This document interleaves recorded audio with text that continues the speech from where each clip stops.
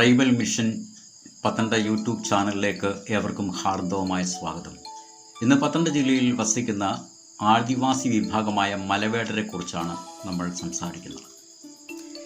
പത്തനംതിട്ട, കൊല്ലം, കോട്ടയം, ഇടുക്കി, തിരുവനന്തപുരം എന്നീ ജില്ലകളിൽ വസിക്കുന്ന ഒരു ആദിവാസി വിഭാഗമാണ് മലവേടർ.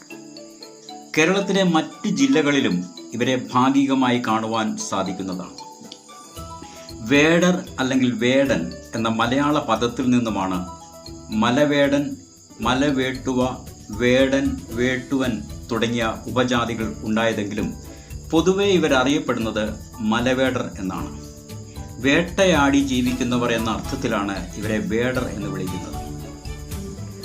പ്രോട്ടോ ആസ്ലോയിഡ് നെഗ്രിറ്റോ വംശങ്ങളുടെ ശങ്കരവംശമായ ആദി ദ്രാവിഡരാണ് ഈ വേടർ എന്ന് പൊതുവെ നരവംശ ശാസ്ത്രജ്ഞന്മാർ അഭിപ്രായപ്പെടുന്നു. അതുകൊണ്ട് ദ്രാവിഡന്മാർ കേരളത്തിൽ കടന്നു വരുന്നതിന് മുമ്പ് കേരളത്തിൽ ഉണ്ടായിരുന്നവരാണ് വേടർ എന്ന് നമുക്ക് അനുമാനിക്കാവുന്നതാണ്. കേരളത്തിൻ്റെ ആദ്യകാല ചരിത്രം രേഖപ്പെടുത്തിയിട്ടുള്ള സംഘകാല കൃതികളിൽ ഇവരെക്കുറിച്ച് പരാമർശിച്ചിട്ടുള്ളതായി നമുക്ക് കൃതികൾ വായിക്കുമ്പോൾ മനസ്സിലാക്കുന്നതാണ്.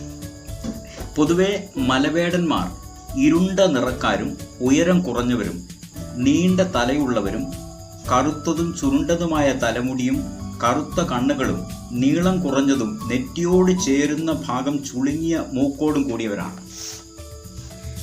മലയാളം സംസാരിക്കുന്ന മലവേടർക്ക് അവരുടേതായ ഒരു ഭാഷ കൂടിയുണ്ട്.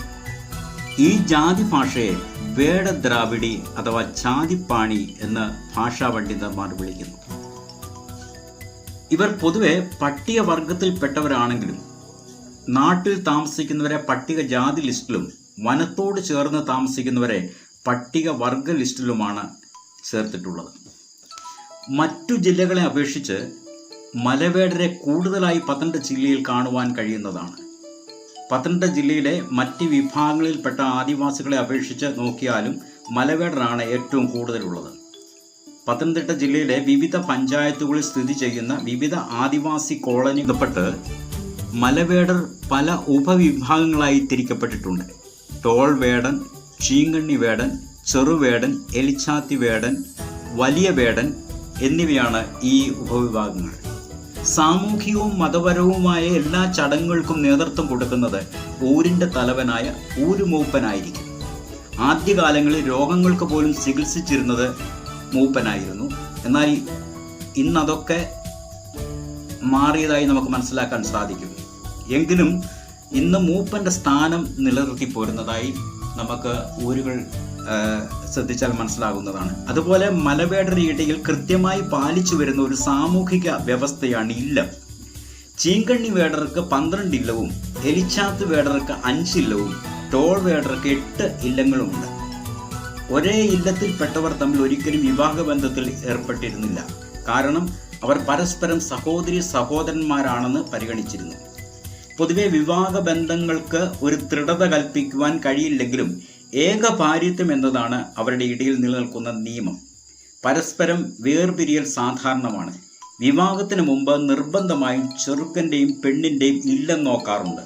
വിവാഹവുമായി ബന്ധപ്പെട്ട ചടങ്ങുകൾ പെണ്ണിൻ്റെ വീട്ടിൽ വെച്ചാണ് സാധാരണ നടത്താറുള്ളത്. സാമൂഹിക ജീവിതവുമായി ബന്ധപ്പെട്ട് മറ്റു പല ആചാരങ്ങളും അനുഷ്ഠാനങ്ങളും ഇപ്പോഴും മലവേടരുടെ ഇടയിൽ നടന്നു വരുന്നു. ഉദാഹരണത്തിന് താലികെട്ട് കല്യാണം, പെൺകുട്ടികൾ പ്രായമാകുന്നതുമായി ബന്ധപ്പെട്ട ആചാരമായ തിരണ്ടുകുളി, സ്ത്രീകൾ ഗർഭിണികൾ ആയിരിക്കുമ്പോൾ നടത്തുന്ന പുലകുടി, മരണവുമായി ബന്ധപ്പെട്ട് നടത്തുന്ന കള്ളുകുടയൽ, ചാവുപിടുത്തം തുടങ്ങിയവ. മലവേടർ ഏത് തരം ഭക്ഷണവും കഴിക്കാറുണ്ട്. പ്രധാന ഭക്ഷണം ചോറും അതിനോട് ചേർന്നുള്ള വിഭവങ്ങളുമാണ്. കൂടാതെ വനത്തിൽ നിന്നും ശേഖരിക്കുന്ന വിവിധതരം കിഴങ്ങുവർഗ്ഗങ്ങൾ, കാച്ചിൽ മുതലായവയും വേട്ടയാടി കിട്ടുന്ന ചെറു ജീവികളുടെ മാംസവും പാകം ചെയ്ത് ഭക്ഷിക്കാറുണ്ട്. ചെറു കുടുംബങ്ങളായാണ് മലവേടർ താമസിക്കുന്നത്. പുരുഷനോട് കൂടി തുല്യ സ്ഥാനം സ്ത്രീകൾക്കും കുടുംബത്തിലുണ്ട്. പിതാക്കന്മാരുടെ സ്വത്തിന്മേൽ സ്ത്രീകൾക്കും തുല്യ അവകാശമുണ്ട്. കുടുംബ പാരമ്പര്യം നിലനിർത്തുന്നത് സ്ത്രീകളിലൂടെയാണ്.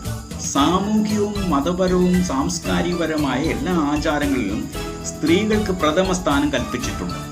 പുരുഷനെ പോലെ തന്നെ വനവിഭവങ്ങൾ ശേഖരിക്കുന്നതിലും കൃഷി ചെയ്യുന്നതിലും മൃഗസംരക്ഷണത്തിലും മറ്റ് കൂലിപ്പണികളിലും സ്ത്രീകൾ ഏർപ്പെടുന്നു. മലവേടർ പൊതുവെ ഹിന്ദുക്കൾ ആണെന്ന് പറയുന്നുണ്ടെങ്കിലും സൂക്ഷ്മമായി പരിശോധിച്ചാൽ ഗോത്ര ആരാധനയുമായി ബന്ധപ്പെട്ട ആചാര രീതിയാണ് ഇവർ ഇപ്പോഴും പിന്തുടർന്നു വരുന്നത്. ഗോത്രദൈവങ്ങളായ കാട്ടുമല്ലൻ, മലമൂർത്തി, അർദ്ധകണ്ഠൻ, കാളമൂർത്തി, മലദൈവങ്ങൾ, സംഘകാല ദേവതയായ കൊട്രവിയുടെ പരിഷ്കൃത രൂപമായ കാളി, പിതൃക്കളുടെ ആത്മാക്കൾ, പ്രകൃതി ശക്തികൾ എന്നീ ശക്തികളെയാണ് മലവേടർ ഇന്നും ആരാധിച്ചു വരുന്നത്.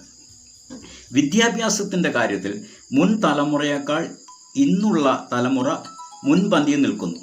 കലാപരവും സാംസ്കാരികപരവും ആയി അവർ പിന്നോട്ടല്ല. അവരുടെ ഇടയിൽ നിലനിൽക്കുന്ന ചില പ്രധാന കലാരൂപങ്ങളാണ് മുടിയാട്ടം, പൂരമടിക്കളി, കോൽക്കളി, പുലികളി, മാൻകളി, തവളകളി തുടങ്ങിയവ. പരിഷ്കൃത സമൂഹമെന്ന് അഭിമാനിക്കുന്ന ജനങ്ങൾ ഇവരിൽ നിന്നും പലതും പഠിച്ചു മനസ്സിലാക്കാൻ ഉണ്ടെന്നുള്ളത് എടുത്തു പറയേണ്ട ഒരു കാര്യമാണ്. അങ്ങനെ മലവേടരെ കുറിച്ചുള്ള ഈ വിവരം ഇവിടെ നിർത്തുന്നു. വീണ്ടും പുതിയ പുതിയ വിവരങ്ങളുമായി നിങ്ങളുടെ മുമ്പിൽ വരുവാൻ ആഗ്രഹിക്കുന്നു. ഇഷ്ടപ്പെട്ടെങ്കിൽ ഈ ചാനൽ സബ്സ്ക്രൈബ് ചെയ്യുക, പ്രോത്സാഹിപ്പിക്കുക, ലൈക്ക് ചെയ്യുക.